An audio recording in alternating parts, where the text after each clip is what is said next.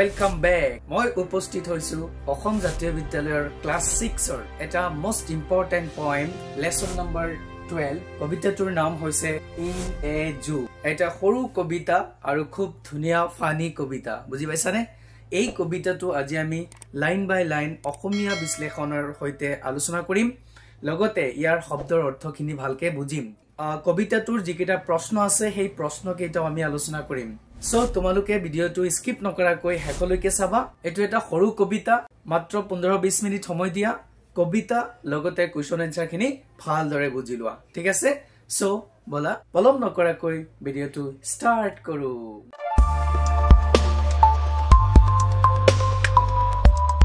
মৰমৰ ছাত্ৰছাত্ৰীসকল in a জু এটা চিৰিয়াখানাত ইয়াৰ অৰ্থ হৈছে আমি যে চিৰিয়াখানাত চাবলৈ যাও তাত আমি বহুত ধৰণৰ প্ৰাণী দেখা পাও জীবজন্তু দেখা পাও তো শিশু বিলাক যেতিয়া যায় তেওলোকৰ এটা ফানি টাইপ কবিতা তেওলোকে চিৰিয়াখানাত গৈ কি বস্তু দেখিছে সেইখিনি কথা তেওলোকে এটা কবিতা আকৃতিত প্ৰকাশ কৰিছে সো কেনেকৈ প্ৰকাশ কৰিছে সোৱা একদম ধুনিয়া কবিতা ইয়াত কৈছে সোৱা 1 the zoo is lots of fun তাৰমানে এক চিৰিয়াখানা বহুত মজাৰ ঠাই এক নম্বৰত কৈ আছে যে এক চিৰিয়াখানা বহুত মজাৰ ঠাই দা জু চিৰিয়াখানাখন ইজ লটস অফ ফান বহুত মজাৰ ঠাই বুলি কৈছে ওকে 2 নম্বৰ লাইন চোৱা to see a kangaroo দুই এটা kangaroo দেখা যায় এটা kangaroo দেখা যায় চিনি পোৱানে kangaroo 3 নম্বৰ লাইনত চোৱা কি কৈছে 3 See a chimpanzee. তিনি এটা chimpanzee দেখা যায় নাম্বার দিদি কৈ আছে বুজি পাইছা তাৰ পিছত চোৱা 4 hear the lions roar সাৰি সিংহৰ গৰ্জন শুনা যায় কি কৈছে সাৰি সিংহবোৰৰ গৰ্জন শুনা যায় তাৰমানে চিৰিয়াখানাত এইবিলাক দেখা যায় বুজি পাইছা নাই তাৰ পিছত 5 watch the seals dive pass সিলবুৰে পানীত ডুব মৰা দেখা যায় বুজি পাইছা কি কৈ আছে যে 5 সিলবুৰে পানীত ডুব মৰা দেখা যায় ডাইভ মানে ডুব মৰা ওকে তাৰ পিছত চোৱা 6 here's a monkey doing tricks 6 বান্দৰবোৰে খেলা দেখুৱাইছে 6 there is a monkey doing tricks তাৰ মানে 6 বান্দৰটোৱে কি কৰি আছে খেলা দেখুৱাইছে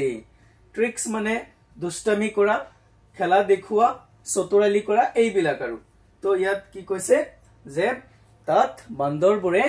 বা বান্দৰ এটাই খেলা দেখুৱাইছে এটো কলে আমি ধুনিয়াকে মিলাব পাৰো ওকে তাৰ পিছত চোৱা 7 count the elephants 11 হাত 11টা হাতী গণনা কৰা হয় তাৰ মানে count মানে গণনা কৰা the elephants 11 মানে 11টা হাত 11টা হাতী গণনা কৰা হয় 8 a tiger and his mate 8 এটা বাঘ আৰু তেওঁৰ সঙ্গী দেখা যায়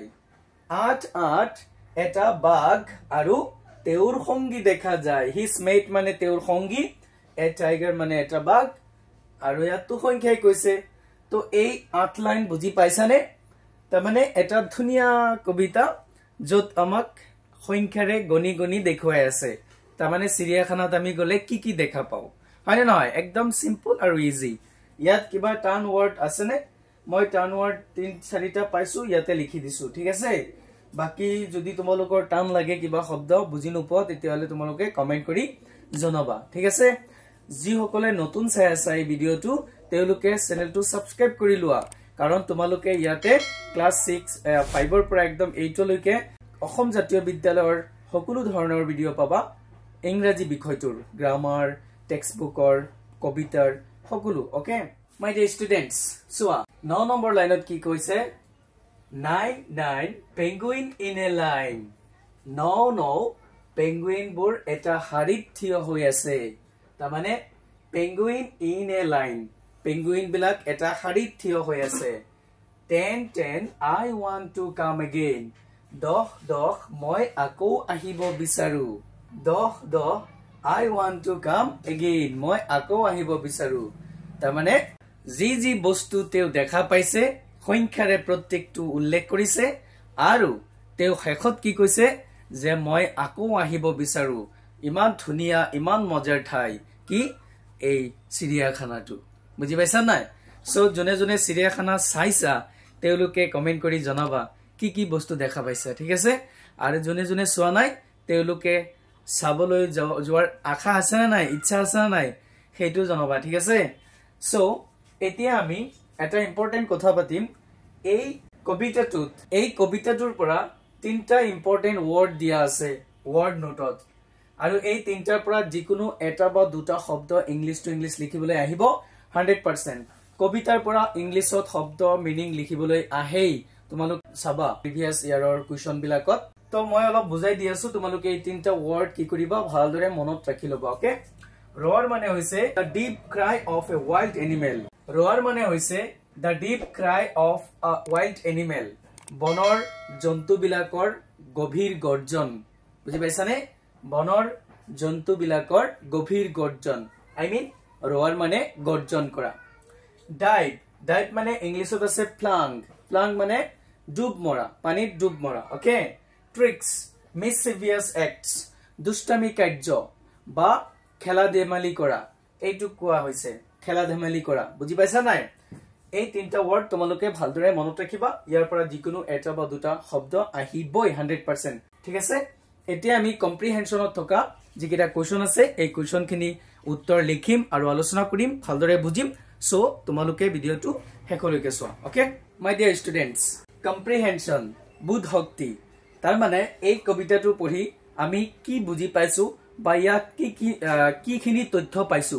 হেই তাৰ ওপৰত ভিত্তি কৰি আমাক 4-5টা প্ৰশ্ন দিছে একদম ইজি 5 মিনিটৰ কাম নহয় সো তোমালোকে এই প্ৰশ্নকিটা লিখি লোৱা ভালদৰে চোৱা প্ৰথম প্ৰশ্ন দিছে হাউ ইজ দা জু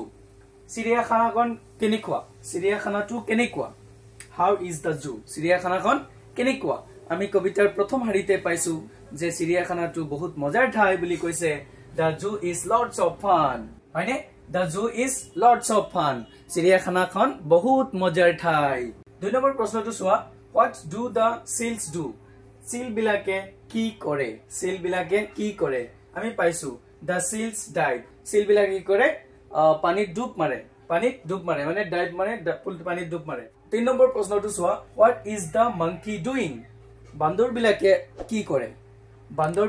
কি কৰে ইয়াত এনসাৰ চোৱা the monkey is doing tricks আমি পাইছো ইয়াত হয় নহয় যে বান্দৰ বিলাকে কি কৰে খেলা দেখুৱাইছে বা তেওঁলোকে মজাৰ দুষ্টামি কাৰ্য কৰি আছে হেইটোৱে বুজাইছে কোৱেশ্চন নম্বৰ 4 চোৱা how do penguins come penguin কেনেদৰে আহিছে penguins come in a line তাৰ মানে penguin বিলাক হাৰি কৈ আহিছে বা আহে ওকে তো এইখিনি হৈছে এই 4টা প্ৰশ্ন উত্তৰ আৰু এটা প্ৰশ্ন আছে তোমালোকৰ হেতু লাষ্ট কোৱেশ্চন সো একদম ইজি ভালদৰে বুজি লোৱা আধা ঘন্টা সময় দিলে মই ভাবু কবিতাও শিকা হৈ যাব প্ৰশ্ন উত্তৰ শিকা হৈ যাব ঠিক আছে dear students question number 5 find out 6 pairs of rhyming words from the poem কবিতাটোৰ পৰা আমাক 6 জোৰ rhyming word বিচাৰি উলিয়াব দিছে rhyming word আমি জানো হয়নে তোৰ শেষৰ সাউন্ড আৰু লেটাৰ মিলিব লাগে এইটো rhyming word বুলি কোৱা হয় fun 1 সাউন্ড তো মিলিছে নাই fun 1 লাষ্টত মিলিব লাগে kangaroo 2 chimpanzee 3 roar 4 dive 5 tricks 6 sound মিলিছে না নাই তো এই 6টা হৈছে 6 জোৰ হৈছে rhyming word এই কবিতাটোৰ পৰা ঠিক আছে মৰমৰ ছাত্ৰছাত্ৰীসকল তোমালোকে এই কবিতাটো বুজি পাইছানে যদি বুজি পাইছা তেতিয়ালে yes বুলি কোৱা কোৱেশ্চন আনসাৰ খিনি ভালদৰে লিখি লোৱা ঠিক আছে সো যদি বুজি পাইছা তেতিয়ালে সবে ভিডিওটো দুবাই লাইক কৰি দিয়া কমেন্ট কৰি দিয়া আৰু তোমালোকৰ ফ্ৰেন্ড সাৰ্কলে ভিডিওটো শেয়াৰ কৰি দিয়া ঠিক আছে নতুন সোৱাসকলে চেনেলটো সাবস্ক্ৰাইব কৰি নোটিফিকেশনটো অন কৰি দিয়া যাতে পৰৱৰ্তী ভিডিও বিলাক সবৰ আগতে তুমি পোৱা ঠিক আছে so press the bell icon for more educational videos keep learning stay confident thank you bye bye